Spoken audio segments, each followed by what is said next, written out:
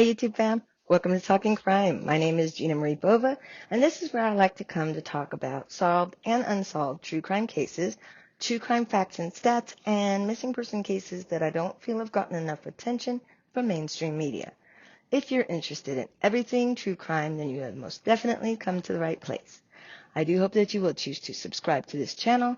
Also, if you hit that little bell next to the subscribe button, YouTube will notify you whenever I upload new content. Just a quick warning before we get started. My videos are not made for children, they are not made for those with weak stomachs, and they are not made for those who are easily offended.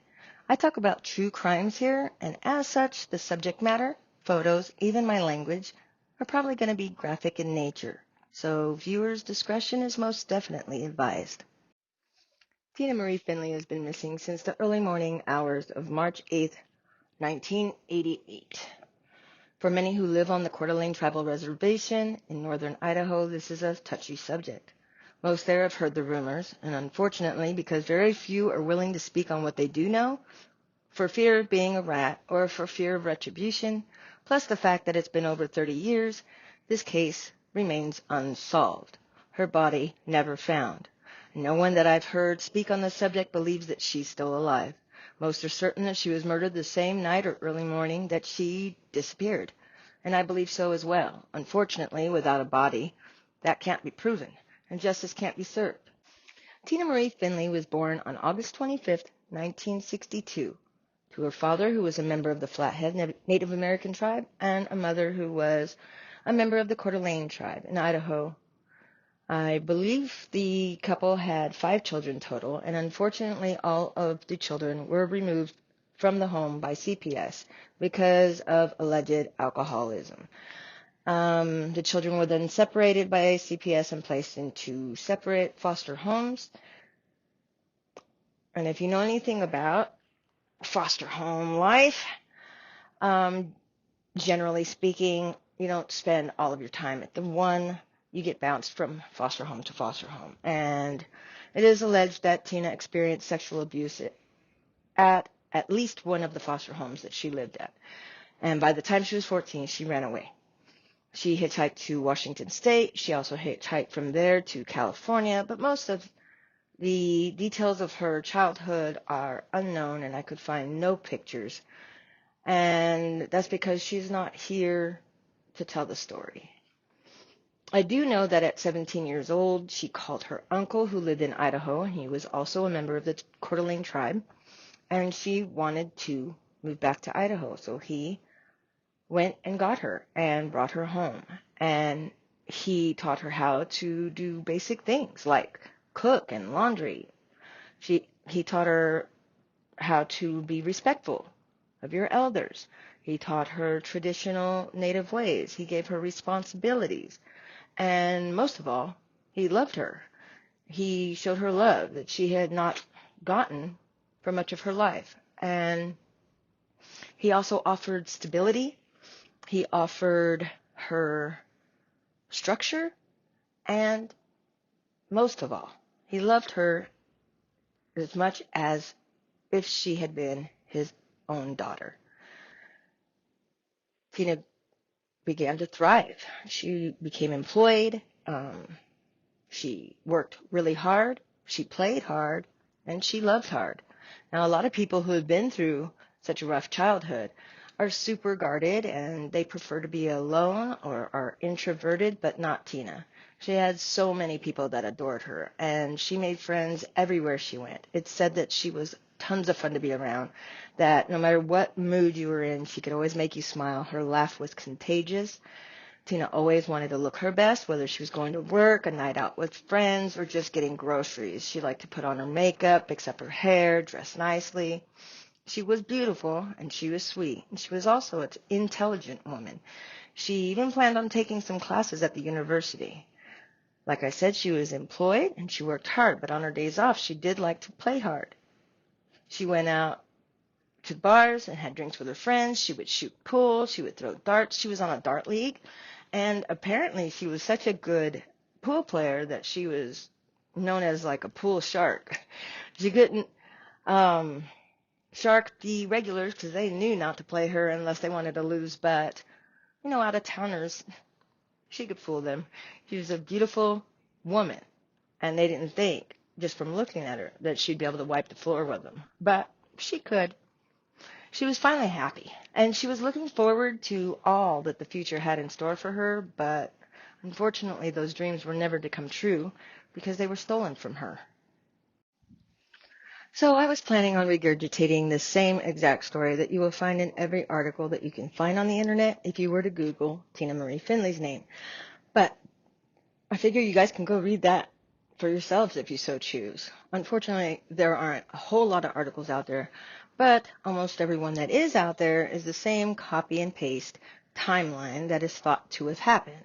And most of it, I believe, is pretty damn correct. However, there are a few details that I think are either incorrect or missing. And so, right or wrong, I'm going to tell you what I believe happened. And not because I'm some clairvoyant or web sleuth, but because I was told some of the story by different people. And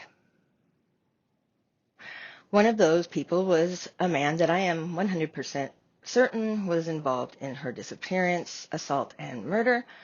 And also, I spoke with the FBI agent who was originally on this case, but he had been pulled off this case when he was transferred to Arizona.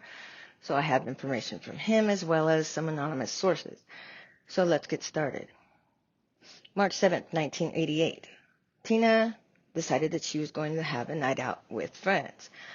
She went to the bar in Plummer to play darts with her team. Like I said earlier, she was in a dart league. And then she also shot some pool with some local guys. But they started flirting around with her. And, she's probably used to it. She was gorgeous, like I said. And guys will be guys, especially with some alcohol in them. So, yeah, she stopped playing the pool and she went up to the bar. Now, according to Gary Moffat, who is one of the three gentlemen, and I use that term loosely, he and his two relatives were drinking together, and he looked over and he noticed that she was at the bar after he and his relatives had been flirting with her. Apparently, those three thought they had a chance, and they didn't have a chance in hell of having sex with her that night, but they thought that it was like a competition between the three of them and which one was going to get her. But Gary looks over and sees that, according to him, she's flirting with some white boys at the bar who are from St. Mary's, which is another town that's a little bit further away. I'm not sure what pissed him off more, the fact that she was flirting with other men, or the fact that they were white. I am not sure which, but it doesn't really matter because it was none of his business what she was doing. She was single and she could do what she wanted. For all I know, she just said excuse me to one of them so that she could get closer to the bar. But jealous men will be jealous men, and they will put their own twist on what they think is going on. Anyways, I guess the three were pissed off that she was talking to somebody other than them, and they were discussing what a slut she was, and they were going to make her pay for what they felt was disrespectful. She disrespected them somehow in their twisted ass minds, but they were going to make her pay. Apparently, she'd had enough at the bar. She just was ready to go. There was a friend who was having a birthday party in DeSmit, which is 2 towns over, and she decided that she was going to catch a ride with somebody who was heading to that party. So she jumped in and she took off. When the 3 angry men looked up and realized that she was gone, they asked around, they found out where she was headed to, and they decided they were going to head to that birthday party as well, and kind of just harass her through the night. They wanted to keep an eye on her, harass her a bit. I don't know that they had planned on going as far as they ended up going that night, but they were definitely trying to make her life miserable at this point. So they head out to DeSmit. Now, she's already at the party. It's not that far, okay? It's a few minute drive. She's at the party, and for whatever reason, she decides that she wants to go down to the bar. It's a different bar than the one that she had been playing darts in earlier. This is a bar in Tensed. And like I said, these towns are so close together that it's pretty much like stepping across the street and you're in the next town, okay? So anyways, she goes to this other bar, and shortly thereafter, the three men that were just out to be assholes and harass her for the evening showed up at the birthday party and had a couple beers and looked around for her and so forth. They waited a bit, and then they decided to start asking people to see if they knew where she went. Meanwhile, Tina's at this bar in Tinted, and I guess she just had enough for the night. She was ready to go home. She wanted to call it a night, and she asked around to see if anybody had plans on heading towards Plummer so she could catch a ride with them.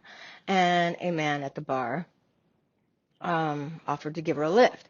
Now, you got to remember that this is a small town. Everybody knows everybody in these towns, okay? Everybody knows everybody. Unless it's somebody that's coming from way out of town and just passing through, everybody knows. So it's not like she hopped in a car with a stranger, okay? She knew who this guy was. But she hitched a ride with him to Plummer. Now, it's said that he dropped her off about a block and a half from home, which to many seems extremely suspicious. Not only was he the last one known to see her alive, but he says he didn't even take her all the way home, and that seems extremely suspicious. And had I not known any of the other details on this subject, I would have suspected him as well. However, he was questioned by tribal police. He was also questioned by the FBI. He took polygraph tests and passed it with flying colors. He was not a suspect any longer. He was cleared by them, and people still want to know, why would you drop her off a block away from home then? Especially since it was raining out and she was wearing heels. Why? And he has not stated why. He just says that's what happened. I'm going to guess here that just because I know how some people can be, it's possible that he started flirting with her, or he started acting like she's going to owe him something for this ride or whatever, and she probably told him to pull over and let her out. She could walk the rest of the way. She had a long night. As much fun as she was having, it's like late now. It's now the next day. It's probably close to 3 in the morning.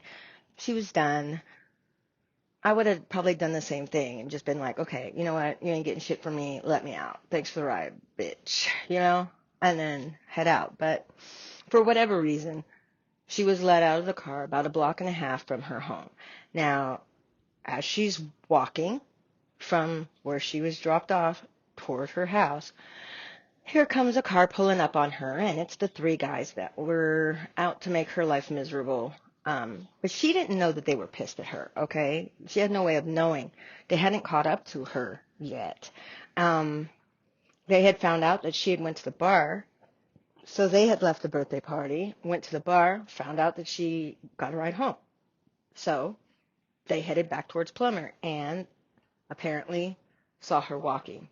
And they pulled up on her and, according to Gary, tried to talk her into going back to the birthday party with them. And at first she did not want to. She said she was done for the night and whatever, but they were persuasive. Now, I don't know if persuasive means that they talked her into it or they forced her into it, but either way, she ended up in their car. Again, I wasn't there. I don't know the truth. I just know what I was told. Now, I don't believe everything that this man says. He's a douche and a real piece of shit who should be in prison. But he did admit to some things that he didn't have to admit to, and so I'm going to believe a lot of what he says. And he said to me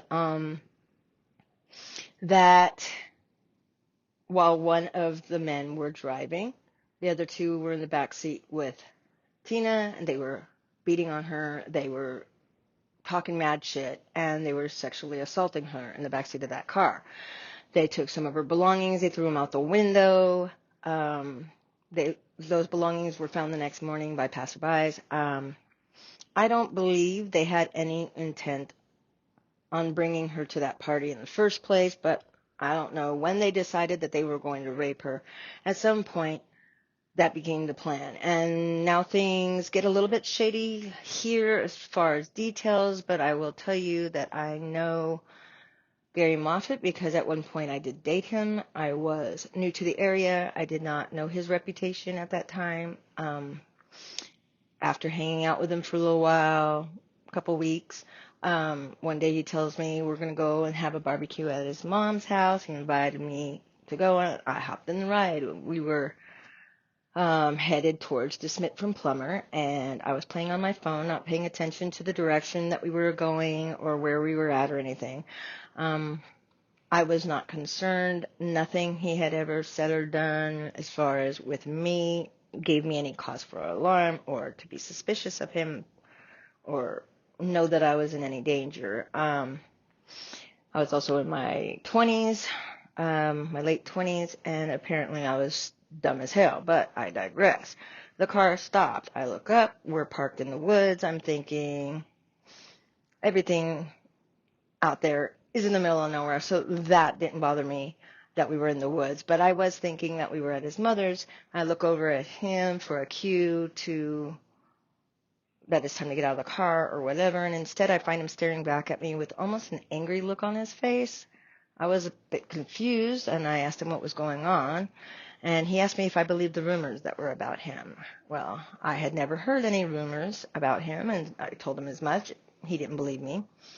And when I asked him what the rumors were, he decided to tell me his story.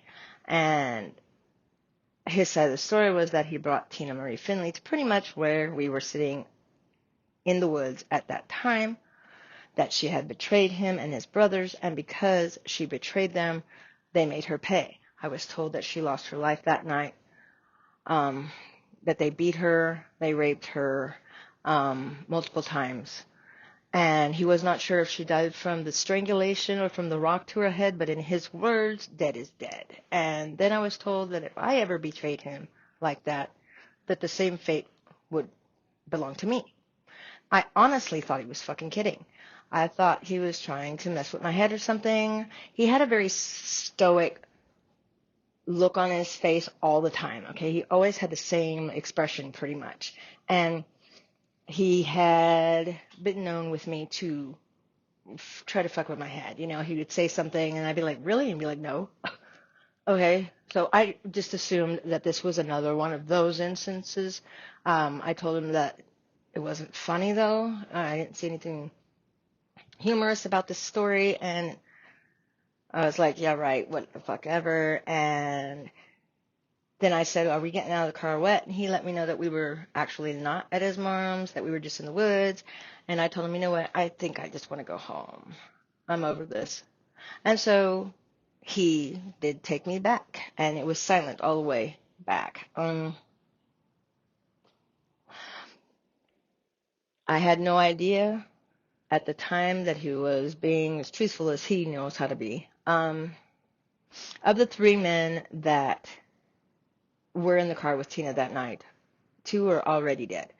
There's only one suspect left. And if he dies, this secret dies with him. It took me years before I decided to speak up. And the only reason I ever did was because I saw a missing persons flyer with Tina's name on it. And I looked it over and called the number. And then when I spoke with the FBI agent who had been transferred to Arizona already, he asked me for my side, what I knew, and I told him, and he said that he believed every word that I said.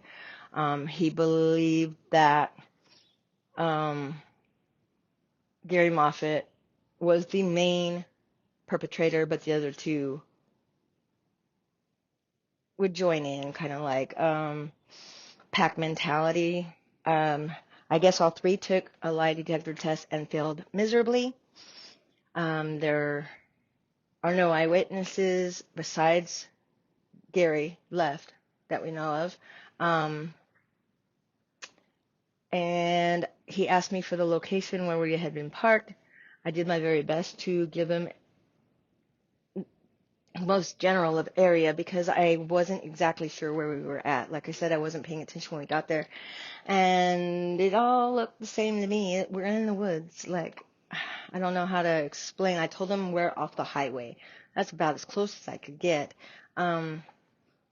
He told me that even though I was told directly by one of the suspects that he did it, that it was my word against his, and without a body. They really, short of a body, they'll never be able to arrest him. Now, I feel like it's been too long. I feel like justice needs to be served, and unfortunately, all three of them couldn't be arrested because two of them have already passed away. And this agent that I spoke to also told me that Gary Moffat must feel some kind of remorse or guilt because he shot himself in the head.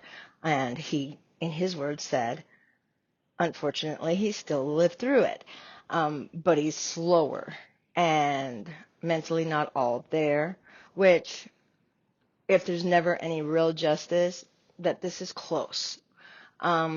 I told him that there's no way in hell that Gary felt any guilt or remorse over this. The only time I've ever seen him suicidal was when he breaks up with a female. That is the only time. Otherwise, he plays all emotion really close to the chest, and I don't see him hurting himself over what he would consider to be just some bitch. Okay? There's no way. As that's all females are to him, just some bitch. Last time I spoke to Gary Moffat, it was shortly after he had been chasing his wife at that time around the yard with an axe, threatening to kill her. So that's the last time I've actually spoken to him, and it was to try and calm him down because he didn't need to be trying to kill his wife. I feel like Tina's family deserves to know what happened. Tina's family deserves to be able to bring her body home, her remains home anyways, and lay her to rest. They deserve the closure, and they deserve some justice. And I was told that if I ever said anything to anybody, I'd be dead. But it's been years, and here I sit, okay? I'm not hiding. I have family that still live out there, and they're alive and well as well. And I feel like we cannot live in fear. I would not be able to live knowing that I had information and didn't say something to somebody, because I have children that are grown now, and I couldn't imagine how hard it would be to not have any answers for over 30 years and no justice. Like I said in the beginning of this video, if you know something, I hope that hearing this story is going to give you a little bit of courage to come forward, maybe a little bit of, if I have to give you a guilt trip, I will. I just feel like, what if it was your family member? How would you feel? If you know where her remains are, or where any evidence is, or any information that might help, it's your responsibility as a human being to call the number. You can remain 100% anonymous. I did at first. The only reason anybody knows that who I spoke to about this is because I came out and said that I did. I tried to remain anonymous, but the FBI agent knew who I was. The tribal police officer, I believe he was chief at the time when I spoke to him, Sam Abramson, he knew who I was when I spoke to him. I spoke to him over Facebook, so he literally had my picture and name, and he knew who I was anyways. And they told nobody. My name was not written in any of the reports. I went by a number. If you don't want to say who you are, you don't have to.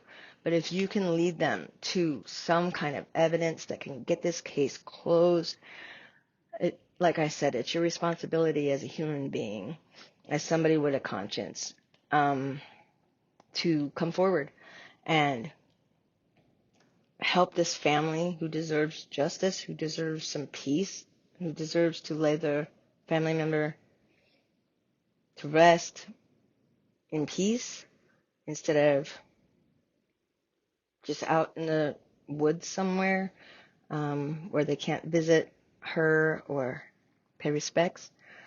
I just feel like there are so many people who have already passed away that are part of this story, whether it be two of the suspects or family members of Tina that never got justice in one way or another. It's time, and I hope that this video helps to bring some closure and some justice to this family. I'm going to leave some information in the description box of this video, numbers that you can call. Like I said, you can remain anonymous if you wish. There's also a reward for any information that leads to Tina Marie Finley's remains or to the conviction of Gary Moffat or anybody else who may be involved that I'm not aware of. If you know something, say something, please. These are good people. They deserve some closure. And that's it for me for today. I have a couple other videos that are already filmed. I've just got to finish up the editing, and those will be posted as well. I'm going to attempt to do a video a day for the next couple of days, Wi-Fi permitting. So don't hold me to it, because my Wi-Fi, I live in the middle of nowhere, and my Wi-Fi is shoddy at best. So I'm going to do my best. And until I see you again, please subscribe if you haven't already. Hit like on this video. It helps more than you know. And y'all stay safe out there. I'll see you soon.